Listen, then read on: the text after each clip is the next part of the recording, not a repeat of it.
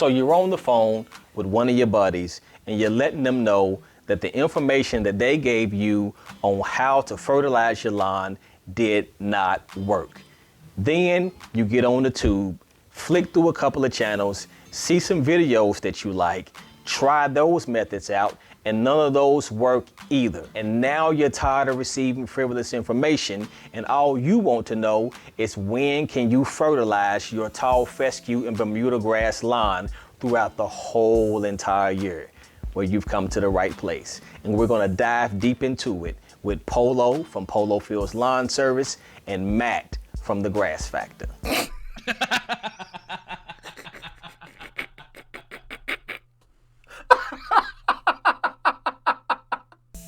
So let's abolish all the bad information that you've been receiving, and let's specifically talk about the data on when you need to fertilize your lawn. Let's jump right into it. In a perfect world, I would recommend either choose maintaining a tall fescue lawn, converting it to a pure tall fescue lawn, or converting it to a pure Bermuda lawn. But nobody lives in a perfect world, so sometimes you have to learn to live with both of them and allow them to coexist the best that they possibly can.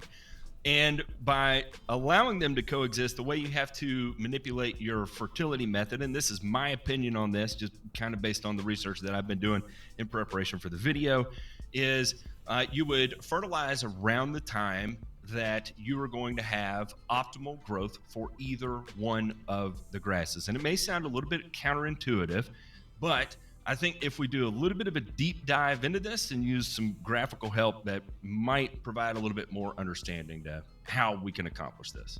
And as a general rule of thumb, 3/4 of a pound of nitrogen per application would be sufficient. And that would go for whether you're applying it to Bermuda grass in the July-August timeframe, in the February through April timeframe, or the October through November timeframe.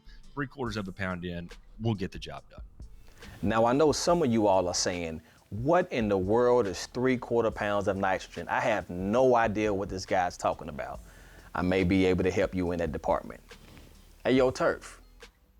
What up, Polo? You think you can be able to drop some knowledge for the audience and let them know how to measure fertilizers? Oh yeah, we can do that. Just let me finish up this. You finish up that. We get right on. Cool.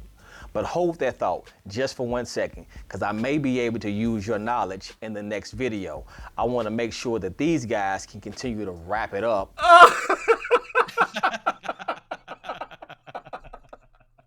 And let these people know when they need to fertilize their lawn throughout the whole year. Fellas.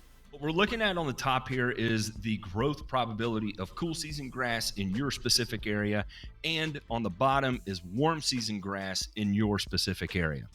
And what I have highlighted at the first part here, this would be between February through April, would be the time frame where we're normally applying pre-emergence here in the transition zone, right? And what I would recommend is going ahead and fertilizing in that time frame. So if you start your pre-emergent in February and you run a split application, you do it in February, you do it April 1st, go ahead and run your fertilizer with that application. Now, you'll see what happens is that as we cross over from April into May, all of a sudden, Bermuda is starting to wake up, and May into June is where you'll see them start to actually almost catch up 1-to-1 with about the same growth probability. Now, you may be asking, well, the demand is really high for nitrogen there. Why aren't you fertilizing it? Why aren't you fertilizing the tall fescue there? Well, and it's because it's growing so fast already. And I know you have to cut it. It's growing a million miles an hour. There's no real reason to be dumping a bunch of fertilizer on that time, because it's already doing what it's supposed to be doing, and that's growing. However, you'll see as the growth probability chart shows a crossover where all of a sudden the growth probability of warm season grass exceeds cool season grass. I've got the middle part highlighted here as well. And what I would recommend is going ahead and fertilizing at this time frame. And you may be saying, well, that's crazy. That's the hottest part of the summer. It's going to destroy the tall fescue. Well, potentially, yes, but more than likely what's going to happen, because the growth probability of the warm season grass is higher than the cool season grass, the fertilizer you apply will be taken up by the warm season grass, and therefore not really left a whole lot in the soil to be taken up and ultimately causing harm to the cool season grass there. Then as we transition into September and October, that's where we're going to be overseeding tall fescue, right? So I would just wait to make your next applications when you're doing your overseed, right? And so normally that's going to be around September 15, somewhere between there and October 1st. You can go ahead and apply your next round of fertility then again. And why that would be beneficial is because you'll see the growth probability of Bermuda grass or warm season grass in general falls off the chart. Therefore, the fertilizer applied will be utilized by the cool season grass, and you don't have to worry about it.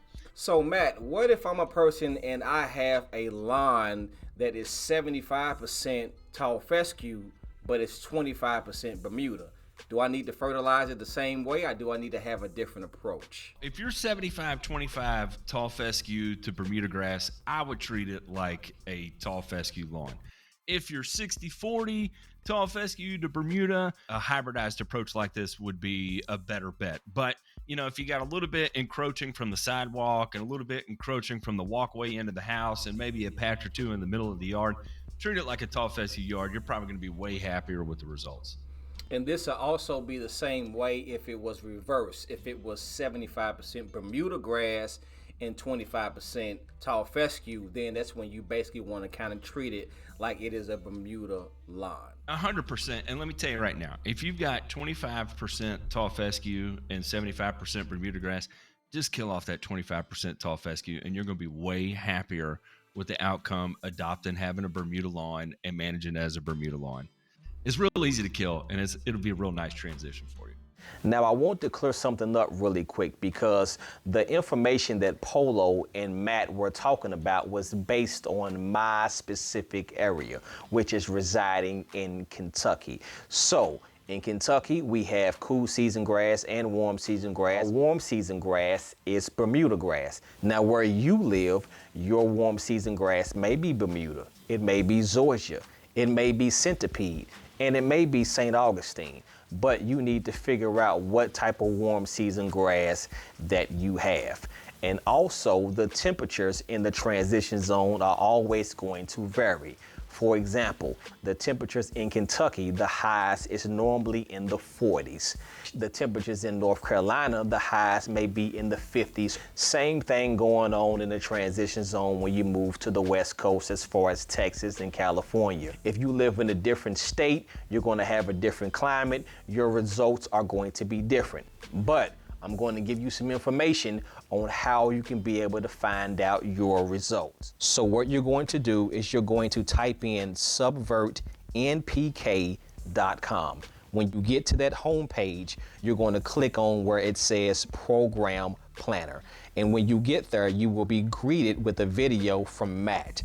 Now, directly below that video is going to be a place where you can be able to put your name and your email address, and there you will download the application planner. Once the planner is downloaded, Matt is going to walk you through step by step. Enter all of your information in as far as your temperatures for each month of the year, and you're going to enter in all of your soil test information. Once you input that information into the planner, it will break down each month how much fertilizer you need to put down for your specific area.